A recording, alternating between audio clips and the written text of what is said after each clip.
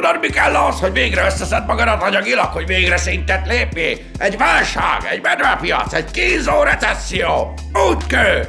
Aki gondolta volna, érted, hogy a profit abból van, hogy valamit olcsó megveszel, az drágábban eladod. Hát ilyet még a történelemben nem láttunk, igaz? Szóval amikor újra megindul a piacok emelkedése, és minden csárton olyan szép hosszú zöld gyertyák vannak, mint a Michelle Obama-nak a akkor ne jaj, hogy kimaradtál, meg hogy mindenkinek bánkja volt, aki bevásárolt a borzalmak idején.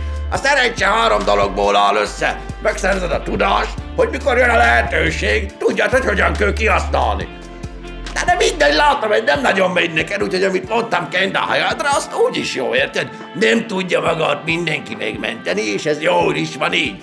Ha minden paraszt képzett, kritikus gondolkodású, önfejlesztésre képes, széles látókörű emberré alakulna, bedőlne az áldemokrácia, a bankrendszer, a szétszakadna a téridő kontinúum. Nem véletlenül van az, hogy az iskola és a média feladata az, hogy a társadalom 99%-ából paraszkodó, felszínes, boldogtalan, elégedetlen, egyszerű, ösztönök és ciklusok alapján működő, buta kis csirkeszart csináljon. Te meg érted, fogyasztod a programot, érted? Nagy kanállal így.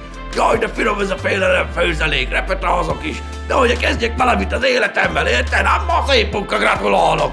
Térj, papa! Szedegesen össze magát, csóró koporsó! Aludta, ne haragudjál ma!